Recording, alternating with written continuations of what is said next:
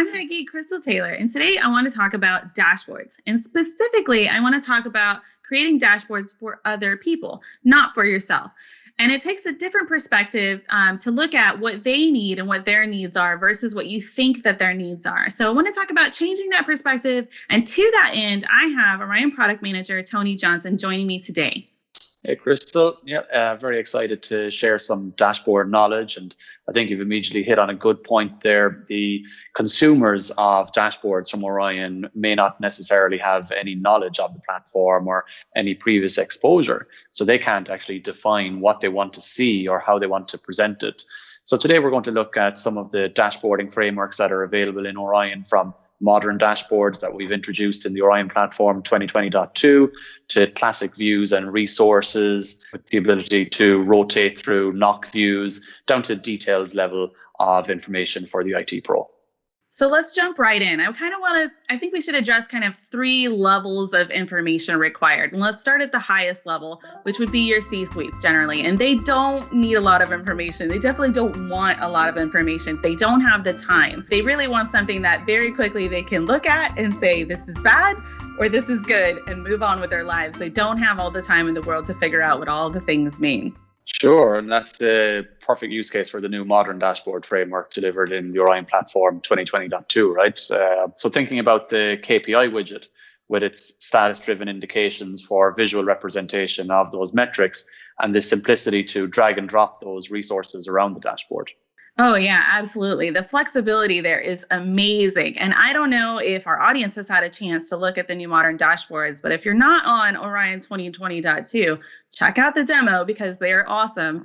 And they can't do everything yet. One day they'll be able to do everything. We got to get started somewhere, but they are pretty amazing. And they're really great for visualizing data in a new way that doesn't kind of confine itself to some of the, the column format, and you can definitely get a lot of information in there that's very quickly at a glance. It can be as colorful as you want or need it to be. And, the example that we have right here definitely showcases kind of some of those features for that new dashboard, and something that would really suit a higher level executive that would be looking for a little bit of information, but not too much. Exactly. You'll see in the example there's not a lot of detailed information or statistics or charts to interpret. And of course, that modern dashboard framework, as you mentioned, isn't bound by the rigid column structure that's available in classic views, but simply allows the user more options in terms of how they present their dashboard layout. So with drag and drop for those widgets and the ability to resize those across the entire dashboard canvas, you really have a lot more control over how you choose to present that data. Oh, yeah, absolutely. I love it. It took a little bit of time for me to get used to it as a, long-standing user of the old dashboards, the old views areas, to get used to the kind of modern dashboards. But once I got into the swing of it, I'm like, I can think of 1,000,001 ways to use this and make dashboards that are, more beautiful, more easy to kind of see what the information is that you're looking for at a glance, instead of, all over the page. And, you have to put it in this column. So you're trying to fit the columns for each different thing. And this is not, you don't have that problem of like, oh, well, these words aren't going to fit in this column, so I have to try and make a larger column or readjust, and now my map is stretched or whatever. I mean, there's a lot of that in the old managed views, and I feel like the modern dashboards kind of throws that out the window, because you can, put different things of different sizes wherever you want pretty much, and you don't have to worry about the restrictions, which is nice visually. Yeah, absolutely. And I suppose it touches on a good point there. The modern dashboards are not intended to be a replacement as such for classic views, but rather kind of complement them with an alternative to how you want to present and how you want to lay out the data. There are still tons of, hundreds of out-of-the-box resources and widgets available in Orion that are more suitable for a different level or a different audience when it comes to the type of dashboard you want to create. So if you're to consider, your IT pro, they're going to need more information than, is it up or down? Okay, they're interested in trends. So when we look at the ability to create perf stack projects and embed those within your modern dashboards and your classic views, right? It's giving additional insight into the status-driven indications that those KPI widgets might be providing. But the needs of the IT pro are completely different to the C-suite consumers of dashboards. Absolutely. And that's skipping ahead a little bit. We don't want to skip too far ahead. We'll skip to next, we'll move down a level to the NOC view, which I think is the natural next level. It's kind of a mid-level. You need a bit of information. You can put up multiple dashboards and put in that, check that NOC view box and let it kind of auto rotate on its own. So you can stick it on a TV somewhere.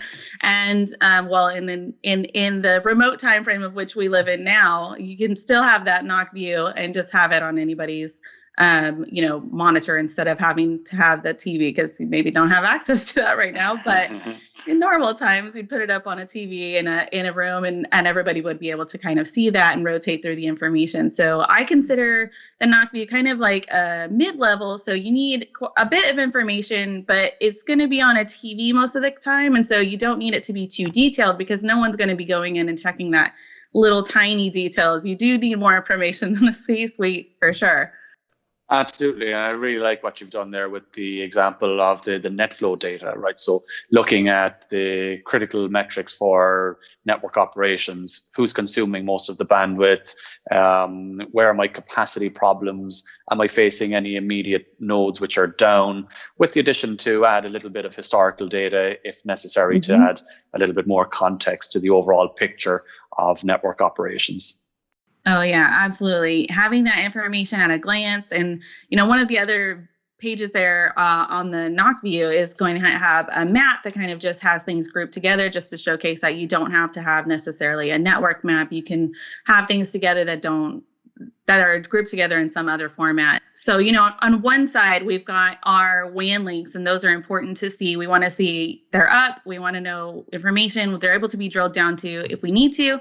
And then on the right-hand side, maybe we have some core applications that we need information on. So you can quickly at a glance say, okay, our SQL cluster is not having a good time right now. Why is that? Well, let's go figure that out. That's very important. Absolutely. It's providing a little bit more context as to the impact potential outage or performance degradation is going to have on the entire operation of your business. So whether it's looking at proportional charts from NetFlow, or again, those capacity and trending resources, or as you mentioned, the status of your WAN links in conjunction with the status of applications and systems such as SQL. So putting together that big picture, but at a glance, having a lot of valuable information that folks in those NOC teams are able to easily digest and understand root cause. Yeah, definitely. If you can just walk down to your neighbor's cube or whatever and look at the TV real quick and see, oh, hey, there's something red there. Let's go investigate that a bit more, because that's important. Then you definitely know. I like to also recommend the alerts or the events widgets, depending on which you're using more in your Orion platform, to kind of very quickly say, okay, well, if there's events, they're going to be color coded, so you can quickly say, okay, there's a problem here. Also, I like the status color coding that we can showcase. Yeah, and the kind of auditing and event-driven information provides additional benefit to understand what has happened prior to an event.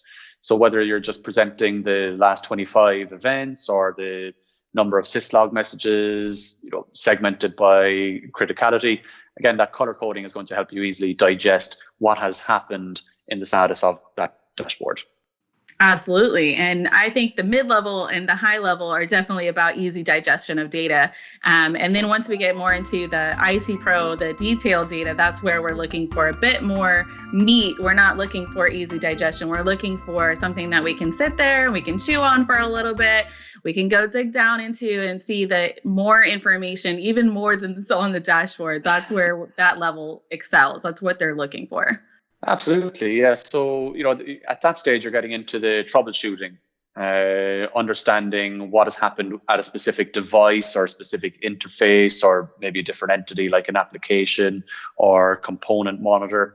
And you need a depth of information there to build up a picture as to what has happened, whether that's an increase in CPU, memory saturation, disk IOPS, latency, response time. We need to present the most, I suppose, a rich data set for the IT pro to understand what the specific cause was for a performance or outage on an individual device.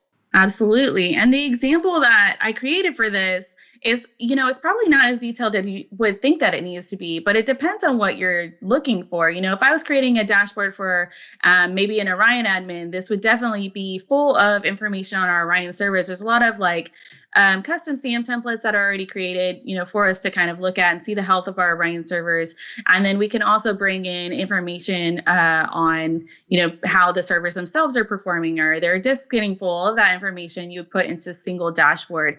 And there are a wealth of built-in resources to do that for us. We don't have to get super fancy with, custom SQL or custom SWCL to make something work. We can definitely use things like the account limitations and the view limitations to limit that data to show us what we actually need to see versus, individually editing each resource and kind of, modifying each piece. But there are definitely cases in the IT pro realm, and also even higher than that in the NOC view, where we would want to audit individual resources and edit them to filter to specific things, because those are the important things. Maybe we need a widget that's just on our SQL cluster, if that's what we need it for. Maybe we want one that's divided by data center or something like that. There's definitely use cases for all of those things. And when you create your dashboard, all of those things have to be thought of. You have to kind of think of those things, or you're going to be kind of modifying as you go. And that's definitely part of the process. I feel like it's definitely a discussion process, talk to the consumer of the data. And if you're really not sure, you can present them with something that you think will work for them, and then kind of work backwards from there. Okay, well, maybe they don't need that information, and you thought it was good information, but you're not that administrator. So yeah, absolutely. That touches on a really great point there. You mentioned view limitations. Yes. A lot of the dashboards in Orion, when it comes to classic views, can be actually cookie cutter, right? So if you consider a defined set of data for all of your applications, you can replicate that view, add a view limitation to refine it to a subset of systems or devices, so that you have that basic structure and you can apply a different set of objects to it. So whether it's at the entire dashboard level, or perhaps, as you mentioned, for an individual widget, the ability to filter down top 25 nodes by response time to a specific location or any attribute for those nodes. You have that granular control at your disposal to really refine and define your dashboards. Yeah, I definitely make heavy use of view limitations for sure. I think that account limitations, which are a little separate from what we're talking about, but account limitations are useful in a lot of ways if you have multiple users of your Orion platform in general, and they only need to view certain data. But if you're making a single dashboard for whatever it may be, like in this case, I used a location. So I limited it to a single location. All of our resources automatically filter. So if we put an event sort resource in there or an alert resource, we don't have to filter those individually. All of that's going to be filtered down with our view limitation. And that makes it so much easier to create views that are limited to anything really. I mean, if you're using a group, so if you're making a SQL dashboard, or if you're making a dashboard for your web admin or whatever, you can use your custom properties in conjunction with your limitation to filter everything on the page down for them automatically. And you can just cookie cutter a view and then change the limitation for the different things that you need instead of spending a bunch of time on individual dashboards. A lot of times it will work for you to kind of have similar resources, and then you can just copy and paste that same view and then change the limitation for whatever the need is. And then change individual resources as one-offs. We need to add information for this one specific thing that wouldn't be applicable to a different specific thing. So you can kind of create a template. Exactly. Yeah, and you've actually just reminded me of a really great feature that we introduced in Orion Platform 2020.2 also. Orion comes with, and its modules come with a wealth of out-of-the-box reports.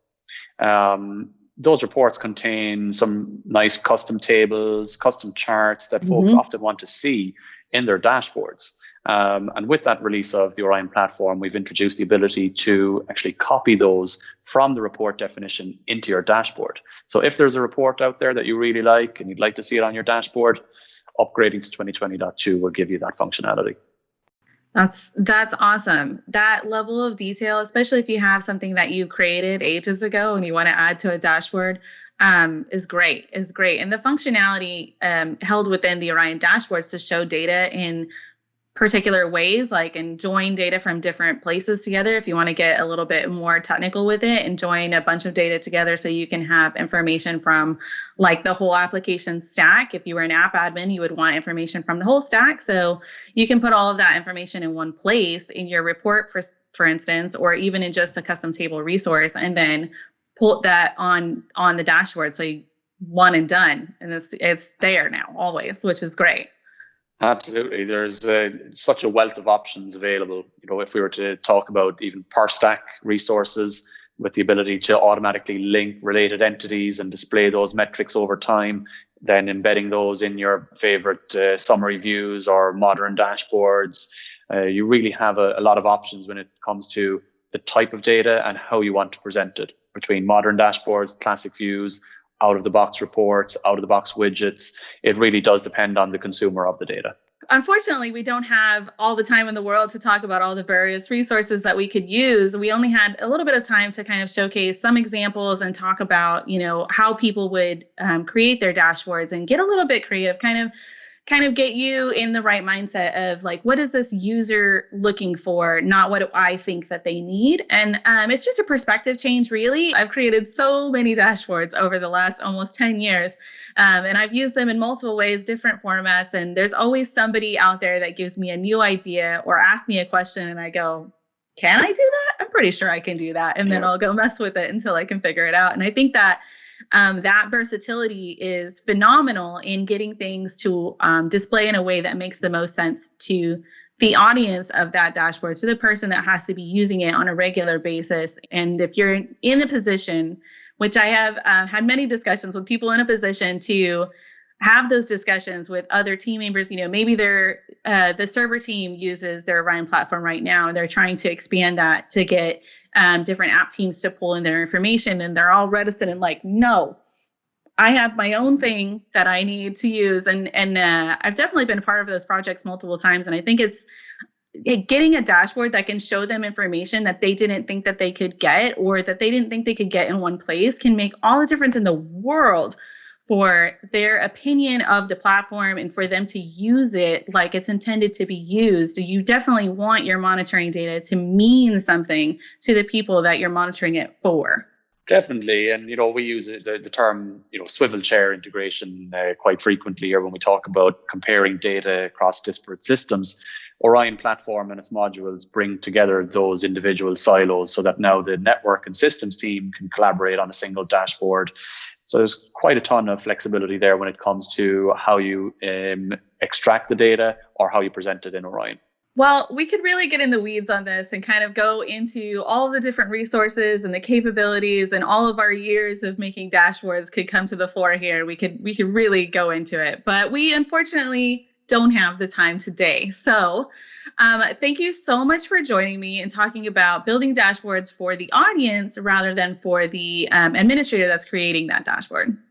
Absolutely. And remember that modern dashboards are only part of Orion Platform 2020.2. So if there's anything that you've seen today that you don't have on your platform, you will need to upgrade. Centralized upgrades, Orion Maps improvements. There is a long list for you to look at. I would also say that if you're unfamiliar with any of these new features, or if you're unfamiliar with kind of how everything works, if you're a new Orion administrator, check out the resource links with this show, because there are definitely going to be links to documentation in there and creating the modern dashboards, and a couple of other links related to, manage views and that kind of thing, so you can get yourself started. And I also recommend sharing your innovations with everybody on Thwack, as always, and checking out Thwack for other people's innovations, because it can definitely spark creativity and maybe help you solve a problem with the dashboard you're creating now by looking at what other people have done. So check that out. Thank you, Tony, for joining me today. It's been so much fun. Thank you, everyone.